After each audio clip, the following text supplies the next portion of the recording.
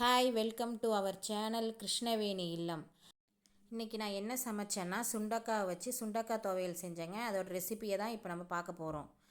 சுண்டக்காய் நிறைய மருத்துவ குணம் இருக்குங்க. ஆனால் அந்த சுண்டக்காய் பசங்க சாப்பிடவே மாட்டேங்கிறாங்க. நம்ம சாம்பாராக வச்சாலும் புளிக்குழம்பாக செஞ்சாலும் அதை எடுத்து ஓரம் போட்டுடுறாங்க. அதனால் நீங்கள் இந்த மாதிரி துவையல் செஞ்சு கொடுத்தீங்கன்னா பசங்க விரும்பி சாப்பிடுவாங்க. அதோட ரெசிபியை பார்க்கலாங்க. வானலில் ஒரு 3 ஸ்பூன் நல்லெண்ணெய் விட்டுருக்காங்க. இது நல்லெண்ணெயில் தான் செய்யணும். 3 ஸ்பூன் நல்லெண்ணெய் விட்டு சுண்டைக்காவை கழுவி அப்புறம் தாங்க நீங்கள் இடிக்கணும். இடித்து நான் போட்டு நல்லா சிம்மில் வச்சு வதக்கணுங்க. நல்லா வறுபட்டதுக்கப்புறம் அதை ஒரு பாத்திரத்தில் மாற்றிக்கிட்டு திருப்பி அதே வானலில் எண்ணெய் இருக்குது இல்லைங்களா, அதை வேஸ்ட் பண்ணக்கூடாது. அதே வானலில் கடலைப்பருப்பு ஒரு 2 ஸ்பூன் கடலைப்பருப்பு போட்டு அதையும் சிம்மில் வச்சு தாங்க வறுக்கணும். நீங்கள் வேகத்தில் வச்சிங்கன்னா சீக்கிரம் தீஞ்சிரும். அந்த துவையலோட டேஸ்ட்டே மாறிடும். அதனால் நீங்கள் சிம்மில் வச்சு அதை நல்லா வறுக்கணுங்க. நல்லா வறுபட்டதுக்கப்புறம் நீங்கள் காஞ்ச மிளகாய் போடணுங்க. காஞ்ச மிளகாய் உங்கள் காரத்துக்கு ஏற்ற அளவுக்கு போட்டுக்கோங்க. காஞ்ச மிளகாவும் நல்லா சிம்மில் வச்சு வறுக்கணுங்க. காஞ்ச மிளகாய் வறுப்பட்டுட்டு இருக்கும்போதே பூண்டு சேர்த்துக்கங்க. பூண்டு நான் ஒரு 5-6 பல் உரித்து வச்சுருக்கேன். அதை நல்லா சேர்த்துக்கங்க. அதையும் சேர்த்து சிம்மில் வச்சு நல்லா வதக்குங்க.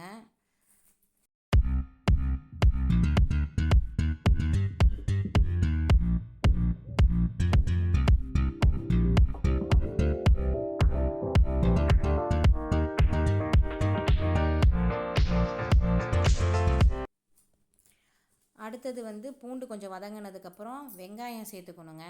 வெங்காயம் ஒரு வெங்காயம் கட் பண்ணால் போதுங்க. நீங்கள் சின்ன வெங்காயம் இருந்தாலும் அதை கூட நீங்கள் உரித்து சேர்த்துக்கலாம். நான் பெரிய வெங்காயம் தான் நான் போட்டிருக்கிறேன். வெங்காயம் நல்லா அதையும் சிம்மில் வச்சு வதக்குங்க.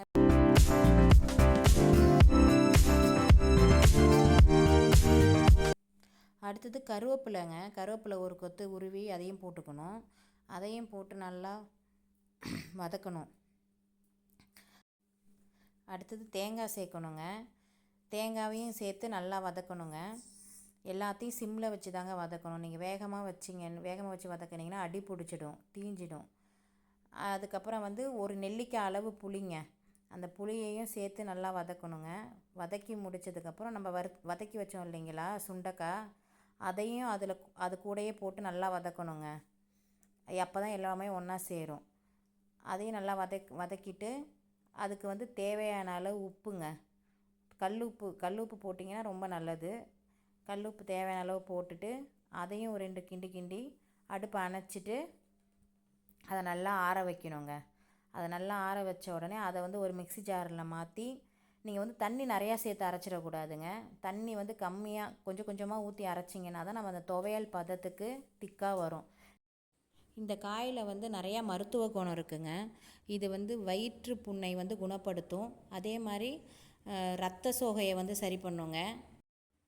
வானலில் எண்ணெய் ஊற்றி கடுகு போட்டு நம்ம அரைச்சி வச்சுருக்கோம் இல்லைங்களா துவையல், அதை அதில் போட்டு நல்லா கிண்டி இறக்க வேண்டியதாங்க.